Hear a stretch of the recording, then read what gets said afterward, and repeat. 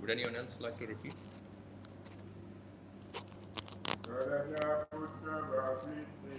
Sarajaputro Vavridhe Ashu Shukla Evodupaha Apuryamana Pitribihi Kasta Virivaso Navaham.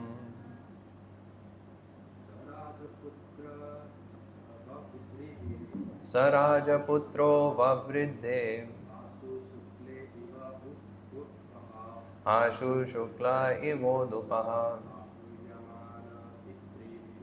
Apuryamana Pitribihi Kasta Virivaso Navam. Sarajaputro Vavridhe Ashu Shukla Evodupaha Apuryamana Pitribihi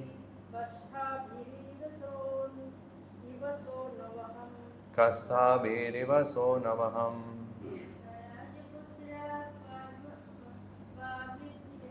Sarajaputro Vavridhe Ashu Shukla Evodupaha Apuryamana Pitribihi Kasta Virivaso Navaham. It's a translation and purport by His Divine Grace, A.C. Bhaktivedanta Swami Srila Prabhupada Ki Jai. Actually, there's no purport. So, as the moon in its waxing fortnight develops day after day, so the royal prince Parikshit very soon developed luxuriantly under the care and full facilities of his guardian grandfathers. So I'll just read the next translation and purport as well. Just at this time, King Yudhishthir was considering performing a horse sacrifice to get freed from sins incurred from fighting with kingsmen. But he became anxious to get some wealth, for there were no surplus funds outside of fines and tax collection. Purport. As the Brahmanas and Vipras had a right to be subsidized by the state executive head had the right to collect taxes and fines from the citizens. After the battle of Kurukshetra, the state treasury was exhausted, and therefore there was no surplus fund except the fund from tax collection and fines. Such funds were sufficient only for the state budget, and having no excess fund, the king was anxious to get more wealth in some other way to perform the horse sacrifice. Maharaj Yudhishthir wanted to perform sacrifice under the instruction of Bhishma Dev. Om Ajnanatimrandhasya Jnananjanashalakaya Chakshurunmilitam Yena Tasmai Shri Guruve Namaha Shri Chaitanya Manobhishtam Sthapitam Yena Bhutale Swayam Rupakada Mahyam Dadati Swapadantikam Vandeham Shri Guru Shri Utapadakamlam Shri Gurun Vaishnavamscha Shri Rupam Sagrajatam Sagana Raghunatan Vitam Tam Sajivam Sadvaitam Savadutam Parijana Sahitam Krishna Chaitanya Devam Shri Radha Krishna Padan Sahagana Lalita Shri Vishakhan Vitamscha हे कृष्णा करुणा सिंधु दीन बंधु जगतपते गोपेश गोपिका कांता राधा कांत नमोस्तुते तप्त कांचन गौरांगी राधे वृंदावनेश्वरी वृषभानुसुते देवी प्रणमामि हरिप्रिये वाञ्छाकल्पतरुभ्यश्च कृपा सिंधुभ्यैव च पतितानां पावनेभ्यो वैष्णवेभ्यो नमो नमः गुरु वैष्णव भगवान तीने रस्मरणे होय विघ्न विनाशन अनायासे होय निज वांछित पूरण नमो विष्णुपदाय कृष्ण पृष्ठाय भूतले श्रीमते भक्तिवेदांत स्वामिनिति नामिने नमस्ते सारस्वती देवी गौरवाणी प्रचारिणे निर्विशेष शून्यवादी पाश्चात्य देशतारिणे जय श्री कृष्ण चैतन्य प्रभु नित्यानंद श्री अद्वैत गदाधर श्रीवासादि गौर भक्त वृंदा हरे Krishna Krishna Krishna Hare Hare Hare Ram Ram Ram Hare Hare. So here we see in this verse that, two verses are there. So first one, there's no purport, and it talks about how Parikshit Maharaj grew just like the moon in its waxing fortnight, under the full care and facilities of his guardian grandfathers. Now the scene is changing a little bit, and in the next verse it says that King Yudhishthir was considering performing a horse sacrifice or an Ashwamedha Yajna. So why did he want to perform this? He wanted to perform this to nullify the sins he acquired from fighting with his own kinsmen. So despite reassurances by Krishna and by all of the sages like Vyasa, King Yudhishthir had a guilty complex within him. That he thought that the whole war was fought for him, and he thought that because of that he was responsible for all of the deaths that occurred on the battlefield, including those of his, not only just those of his enemies, but those of his kinsmen as well. So that's why he wanted to perform a horse sacrifice or an Ashwamedha Yajna. And he wanted to do this under the guidance of Bhishma Dev. So Bhishma Dev had sanctioned this as well. And so you can see that in Bhagavatam, not everything is chronological, because in one of the previous chapters, we saw the passing away of Bhishma Dev. And then now we are discussing the birth of Parikshit. So in Puranas, it's quite normal for stories or pastimes to go back and forth. And we should not think that it will all be in chronological order. But anyways, so there are some important points that come out of this. So firstly, we discussed on Thursday that Brahmanas and Vipras are those who are, well, there is a slight difference between Brahmanas and between Vipras. The Vipras are those who receive a salary. So like we see in Mahabharata also, that there are many different Vipras, like Dronacharya and Kripacharya, who were state Vipras, and they received salary from the state. And because of that, they thought that it was their duty to fight in the Kurukshetra war. So here it is explained that Brahmanas and Vipras were subsidized by the state, and the king also had a right to collect taxes and fines from the citizens. So taxes and fines are not something which are new. These have been happening for a very long time. And so much so that actually most of the modern taxation system actually relies on Manu Samhita. So if you look at Manu Samhita and Chanakya's Arthashastra, there is a basis for modern taxation. In fact, you will be surprised to know that the first concept of customs tax, like when you're importing goods, that concept was actually introduced by Chanakya. So it was called a shulk at that time. So they had lots of foreign traders coming, and Chanakya recognized the importance that, like if foreign traders are coming and selling things at a cheaper price, it will hamper the economy. So he said that actually all of there should be a tax, a particular amount of tax which needs to be collected and then sent to the government at all. So you might think that, well, these are very technical topics, but the idea is that all the laws back in the day were made by the Brahmanas. So Chanakya did that, and then previously Manu Samhita. So it's explained in Manu Samhita, all of these laws are coming directly from Narayan. So in Manu Samhita, there is one famous statement. Actually, the statement comes in Srimad Bhagavatam also. It says that Dharma Moolam Hi Bhagavan, which means that all of the laws which are governing this whole nature come from Bhagavan. Dharma Moolam Hi Bhagavan. So the Moola, or the base of all of Dharma, of all of the religious laws, they all come from Bhagavan. Sarva Veda Mayo Harihi, which means that all of the Vedas ultimately come from Lord Hari. So this we have to understand, because it is explained that the king is not allowed to impose any kind of fines and taxes which are not reasonable on the citizens. So you can see here, there's a very subtle topic here, because you could say that, Yudhishthir Maharaj could have used the public state fund. Like he had a lot of state fund in there. He could have used that for performing the Ashwamedha Yajna. But it is explained that he decided not to use that public state fund, because all of that public state fund was actually meant for the welfare of the public itself. So that is why in Manu Samhita also it says that a king should collect taxes like a honeybee, it is said. So like, what do honeybees do? Honeybees go from one flower to the other flower, they take a little bit of nectar, and in that process they don't harm or they don't damage the flower itself. So it is said that taxation should be like this also. So a king should collect taxes from everyone, but he should collect it in a way that does not impinge on that person. Like over here we see in Australia, there's like 47.5% tax. You like pretty much half your income goes into tax. On top of that, you're paying tax on goods and services, you're paying GST, you're paying lots of taxes. So over 60% of your income in one sense goes in tax. But that was not the case. In Manu Samhita and in Arthashastra, it is explained that the king was only allowed to impose a tax of maximum 20%. So not more than 20%. So whoever earned whatever income, they were able to keep majority of that income. And if a king needs more money, so now you may say, okay, well, as long as it's functioning fine, it's okay. So the problem is, what happens when the king needs more money? So if the king needs more money, he could tax the citizens more. That is one solution, which is what the governments of modern day do. But actually that's not a good solution, because what it does is it makes the people antagonistic towards the king, and they start avoiding tax. So what does the king do? The king looks for other sources of revenue. So then the king has to either conquer another kingdom, or he has to ask for tribute from another kingdom, or, as we will see in the following verse, he needs to go and explore some unexplored areas and then collect gold, diamonds, rubies, whatever is there from other places which are not under anyone's direct control. So the king was meant to be very vigilant, and he was meant to be very intelligent in his discrimination in terms of how he goes and collects tax.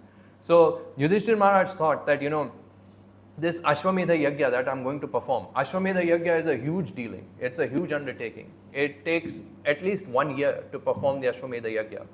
And a lot of ingredients and a lot of people, a lot of priests need to be involved. Lots of charity needs to be given.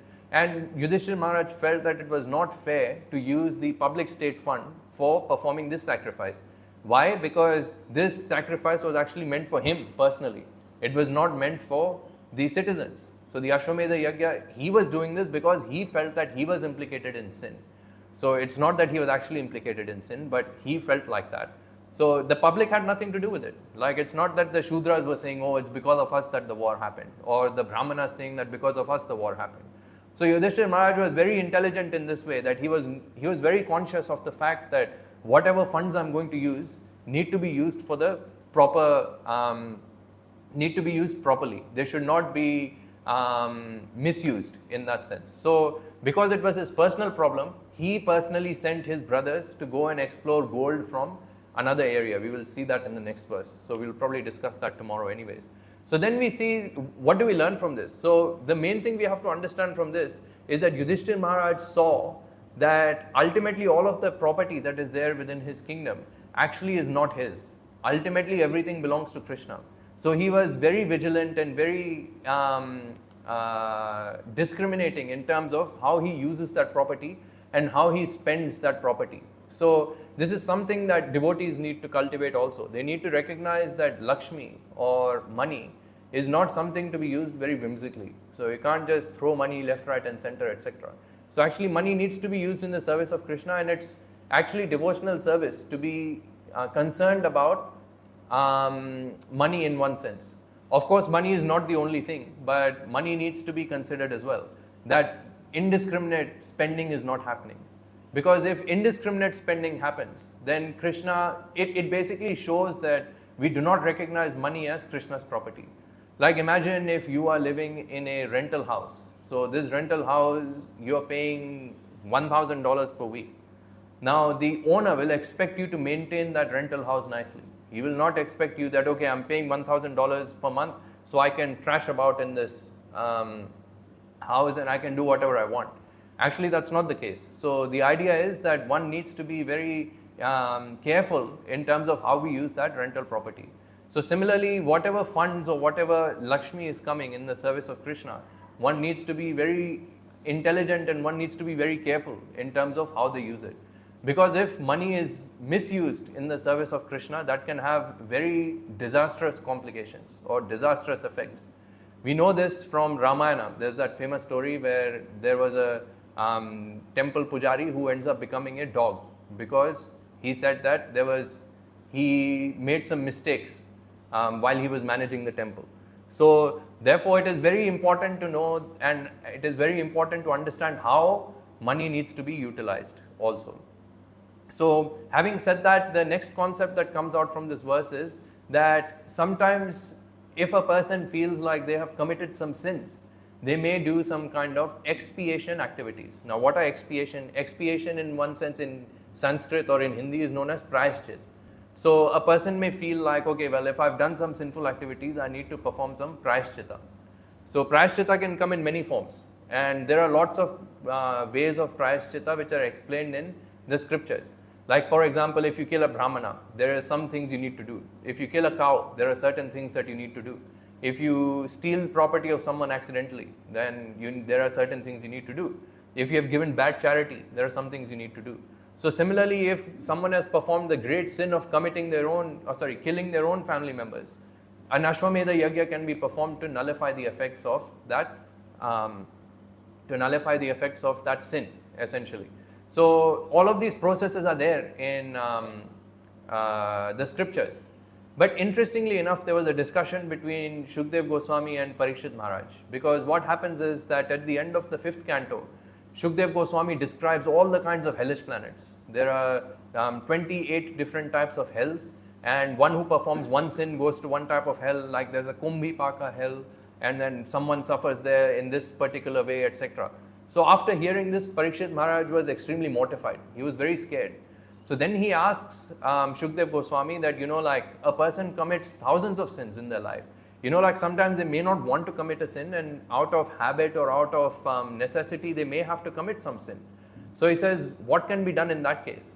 So then Shukdev Goswami says that actually prayashchitta needs to be performed. So every time a person performs a sin, he needs to do some form of prayashchitta. So Parikshit Maharaj was not very satisfied with this, because Parikshit Maharaj said that, well, performing prayashchitta is just like an elephant taking a bath, and then after the elephant takes a bath in the river or the lake, it comes out and then it smears itself with mud again.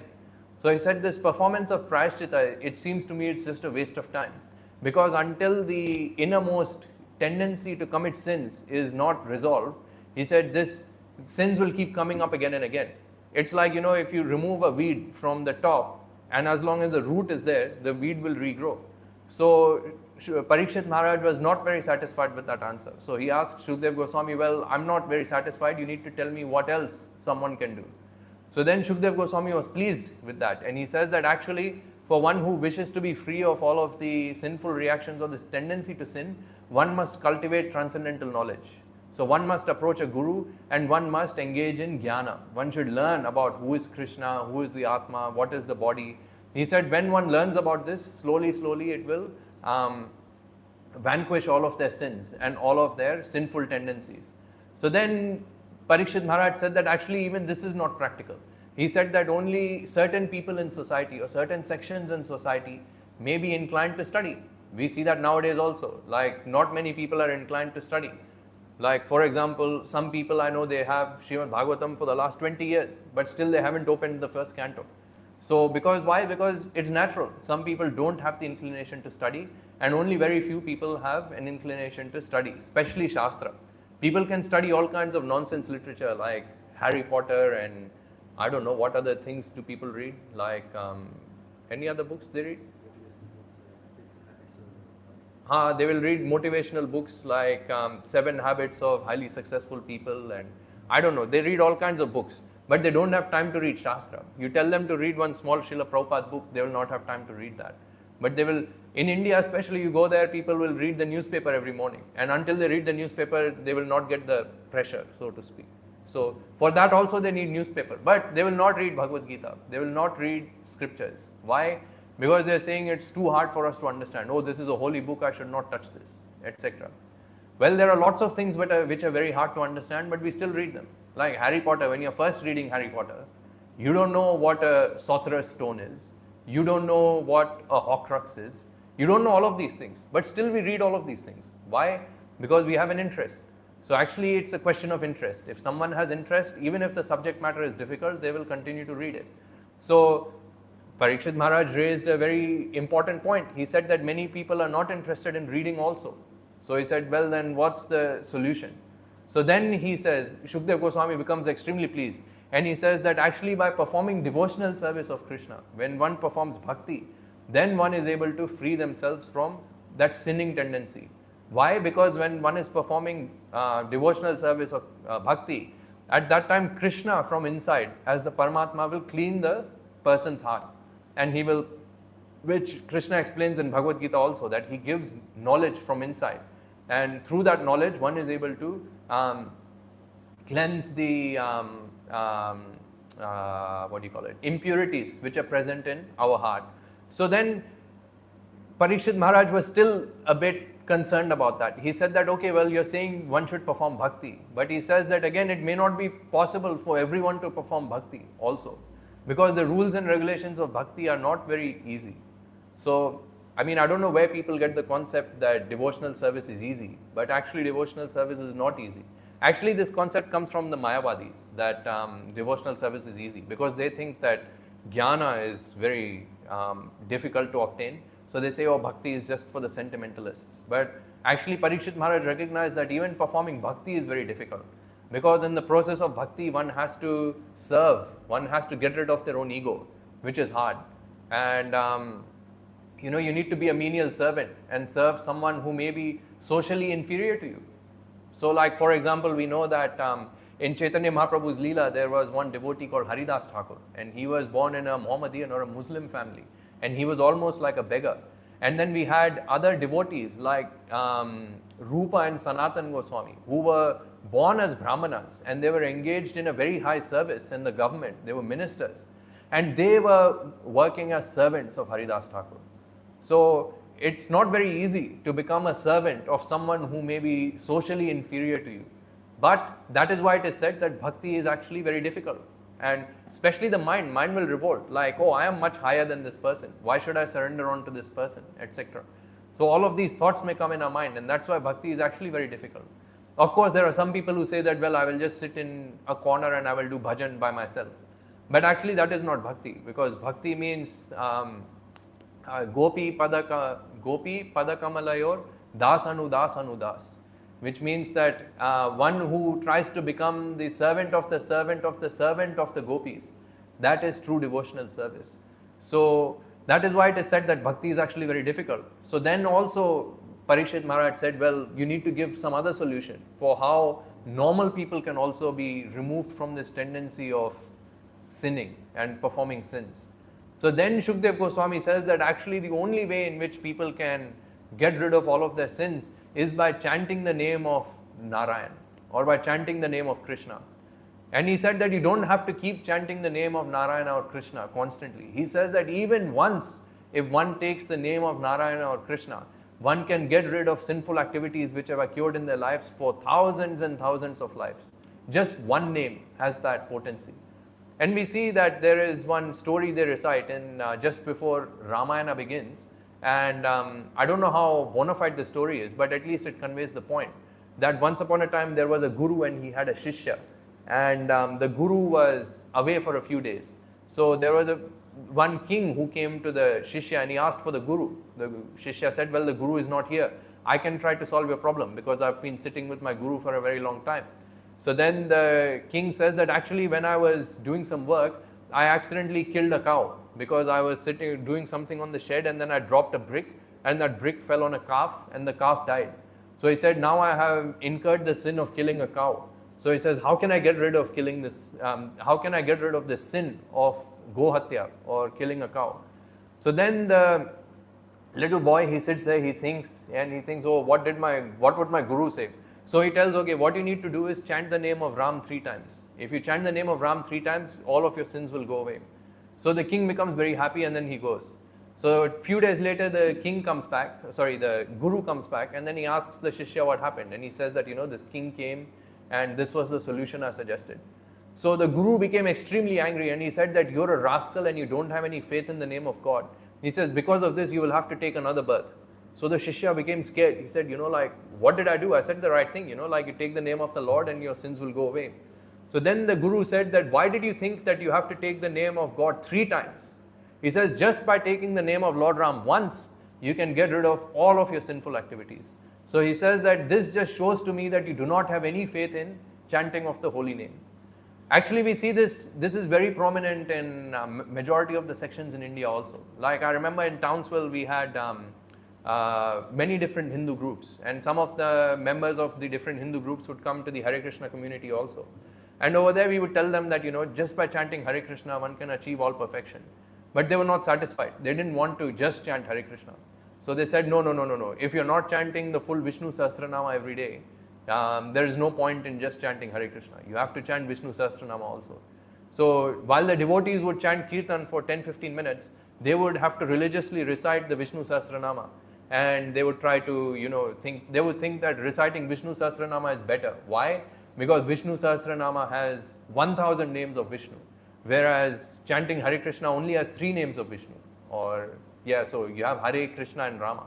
So they thought, well, it's better that we chant the name of 1000 names of Vishnu because that will have much better effect. But actually, that is also foolishness, because one who has actually read Vishnu Sahasranama, in the end, Parvati Devi asks Shiva, what does she ask? Mataji, do you know what she asks Shiva, that one? You recite Vishnu Sahasranama every day, you don't? Okay. Huh? Not daily, okay. Yeah. So Parvati says, Kenopayana laghunam Vishnor nama sahasrakam patthitair panditair nityam shrotum ichchami aham prabhu. She says that it's not possible for everyone to recite the 1000 names of Vishnu with complete faith. So she says that, well, in that case, what can one do? So then it says Ishwara Ovacha. Ishwara Ovacha means Shiva says, Shri Rama Rama Rameti Rame Rame Manorame Sahasranama Tattulyam Rama Nama Varanane. Sahasranama Tattulyam, which means that you take 1000 names of Lord Vishnu and you take one name of Lord Ram, they are exactly the same, exactly equal. So Shri Rama Rama Rameti Rame Rame Manorame. So he says that just by chanting one name of Lord Ram, you achieve the same result that you would get by chanting 1000 names of Lord Vishnu. So Shiva testifies that. And when we are chanting Hare Krishna and Hare Rama, we are chanting Krishna's name and we are chanting Rama's name. And in fact, elsewhere in the scriptures, it is explained that 3 names of Lord Ram equal 1 name of Lord Krishna. But I mean, the devotees technically have a different mindset. They're not chanting Hare Krishna for removing their sins. They're not chanting Hare Krishna so that they can get rid of all of their sinful activities. Actually, the main reason devotees are chanting Hare Krishna is so that they can reawaken their dormant love for Krishna. So every living entity is already a servant of Krishna, and we just have to reawaken that. And by chanting Hare Krishna, one can reawaken that dormant love, which was hidden anywhere. So if one really wants to get rid of their sinful tendencies, one should take to devotional service full-heartedly. That is why it is said in Srimad Bhagavatam, Akama sarva kamova moksha kama odharadi tivrena bhakti yogena bhajeta purusham param. Which means that if you have thousands of material desires, if you have desires to commit sinful activities also, then if you're that kind of person, if you have no desires at all, akama sarva kamova moksha kama odharadi. If you want to become liberated, if you have a desire to become liberated, in all of these cases, it says tivrena bhakti yogena. The person should perform devotional service with enthusiasm. Yajeta purusham param. So of the Supreme Personality of Godhead. So even if one has sinful tendencies, that is not a disqualification to perform bhakti. If one has desire to obtain moksha, of course, if you have a desire to obtain moksha, there is no other demigod that can give you moksha anyways. So there's no point in worshipping Devi, Shiva or anyone, because none of them can give you moksha. The only one who can give moksha is Krishna. That is why one of his names is Mukunda. Mukunda means moksha data iti Mukunda. One who gives moksha is known as Mukunda. So akama sarva kamova moksha kama udaradi. So like this, it is explained that one should, if one wants to really get rid of their sinful tendencies, one should worship the Supreme Personality of Godhead. So having said that, I will finish there. If anyone has any questions, thoughts, comments, criticisms, anything, we can take that now.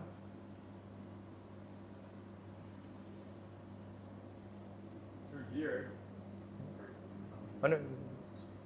so I mean, from that verse that you just quoted, Akama Sarvakama Mokshakama Mokshakama, and also how as devotees, when we chant the name of Krishna, we don't chant to nullify our sins. We chant with the mood of engaging ourselves in Krishna service. But here we see that Yudhishthira Maharaj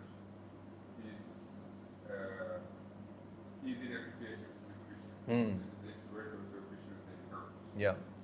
And here he is trying to nullify the sin by doing yajna. So I'm just trying to think through here, how are we to understand like when was it Krishna's also, in a way Krishna also wanted Yudhishthira Maharaj to go through this process of yajna and nullifying sins? Or if Krishna sort of already wanted this battle to happen, and he's a Dharmashastra. Yeah. So I'm just trying to understand how we. Yeah, that's a good point. Actually, this point came up in one of our previous cantos, and the answer was given by one of the acharyas that actually there is no sin in killing kinsmen, because ultimately, as Prabhu pointed out, it was Krishna's order that one needs to kill everyone in the Kurukshetra war. And Yudhishthir Maharaj knew that also in one sense. The Acharyas explained that Yudhishthir Maharaj was actually not really worried about the sin. But why did Yudhishthir Maharaj perform these Ashwamedha Yagya, Rajasuya Yagya? Why did Yudhishthir Maharaj perform all of these when Krishna is already there? The reason he did this is actually the devotees look for any kind of excuse that they can use to worship Krishna with awe and reverence. So the Pandavas were in the mood of awe and reverence. So they worshipped Krishna as a king and they wanted to glorify Krishna with all of the riches that they possessed. So actually the reason why Yudhishthir Maharaj, at least from the inside, what the Acharyas explain is the reason why he performed all of these sacrifices and all of these is so that Krishna would come there and Yudhishthir Maharaj can glorify Krishna to the whole world. And that is what we see in the Rajasuya Yagya. Like Yudhishthir Maharaj performed the Rajasuya Yagya where he invited kings from all over the world and all of the riches were there. And when everyone came, in the middle of the assembly, Yudhishthir Maharaj did an Abhishek of Lord Krishna. Why? Because he was looking for any kind of excuse that he could find where he could glorify Krishna. And that's what the devotees do also. Like devotees will also try to look for any kind of excuse to do kirtan. Or the devotees will look for any kind of excuse to talk about Krishna. And this is in one way how Yudhishthir Maharaj showed his devotional service towards Krishna. That he wanted to use all of his paraphernalia, all of his kingsmen, engage all of his countrymen, everyone in the service of Krishna. And that was his mood. He would take any opportunity he could to glorify Krishna and to make sure that Krishna's glories are being spread throughout the world. So this was the mood, or this is the mood that is given by some of the acharyas. And I think, we discussed this in one of the previous cantos also. Does that answer the question? Yeah. Okay, thank you. Yes, Prabhu? I was kind of coming to why these Pandavas being so close to Krishna, they could confuse most frequently. Let's say example of Arjuna. He was supposed to fight. Krishna was there. From within and outside, Krishna was advising Arjuna to fight. And Dharmaraj Yudhishthira is himself there. So if you don't know what exactly karma was, it was Yuva it was going. And if we say the war of Kurukshetra, Krishna was there and whoever were there died in front of Krishna, they were liberated. It was kind of yajna. So in that sense. So why in this situation also why Pandavas get Yuva in one sense? So, I mean, there are two answers to that. So, first one, like in the case of Arjuna getting bewildered for Bhagavad Gita, that was done by the influence of Yogamaya, so that Krishna could speak the Bhagavad Gita. So, that was there. The second thing is, Yudhishthir Maharaj also knew that once the war is finished, Krishna will go back. So, he wanted some reason to keep Krishna back. So, he was thinking about, okay, well, if I perform this Ashwamedha Yagya, I'll go and cry in front of Krishna and I will say that, like I have killed so many people, all of these things. Then what should I do? Then Krishna will say, okay, well, perform an Ashwamedha Yagya. So then he will say, okay, well, if I'm performing the Ashwamedha Yagya, you need to stay here because I need to glorify you. So this is the way in which pure devotees work is completely different. You cannot understand them through the mundane eyes of dharma. So the way in which pure devotees work, they want to engage with Krishna. They want to offer service to him. They want to glorify him. So that is why they do all of these things. So their mood is completely different. It's not that Yudhishthir Maharaj, if Yudhishthir Maharaj is thinking that he has committed sinful activities, despite Krishna saying that, actually he is doing an offense. What offense is he doing? He's doing a direct offense to Krishna because he does not trust in Krishna's words. But the way in which pure devotees work is completely different. So he's not actually worried about committing sins, but he is more interested in spending more time with Krishna. That's all. Second question was, you told difference between Vipra and Brahmana. So Vipra, they will look after from the government side. Like whatever they get money, they will arrange for their family affairs and things like that. What in the case of Brahmana? So we see in ISKCON as well. So a lot of Brahmanas they are being paid. So is this a etiquette that we should follow according to Shastra? Yeah, I mean, if we bring back the Vedic times and if we bring back Daiva Varnashrama, then yes, the Brahmanas need to be maintained by the society. You can't have Brahmanas who are also working and earning a salary. But until Varnashrama comes, you have to deal with it. But essentially, Vipras are those who are educated in one branch of the Vedas. So we discussed one verse yesterday, which was Janma Jayate Shudra Samskarat bhave dvija, Veda patayediti vipra, and Brahma janati iti brahmana. So the vipras are maintained by the state and by the king, but the brahmanas, they beg from one door to another, and they only beg at 5 different houses, and they don't beg at the same 5 houses the next day. Let's say you go to one house, that house gives you 1 kilo of rice. You think, oh wow, if I go to this house every day, then I'll be maintained. But the brahmanas are not allowed to do that. The brahmanas have to go to different set of 5 houses. They can't beg in the same house again. Yeah, so the brahmanas are those who are engaged in understanding Krishna. So those are different to the vipras. The vipras may request some remuneration or some fees for their service from the government, which is still fine because someone needs to perform those services and they may have a family to feed. But the brahmanas are those who are even more elevated than the vipras. So we discussed that in some detail yesterday. We can discuss that after the class also. Yeah. So if there are no other comments, then we can finish there then. वांछकल्पतरुभ्यश्च कृपा सिंधुभ्यैव च पतितानां पावनेभ्यो वैष्णवेभ्यो नमो नमः. ग्रंथराज श्रीमद् भागवतम की जय. श्रील प्रभुपाद की जय. हरे कृष्णा.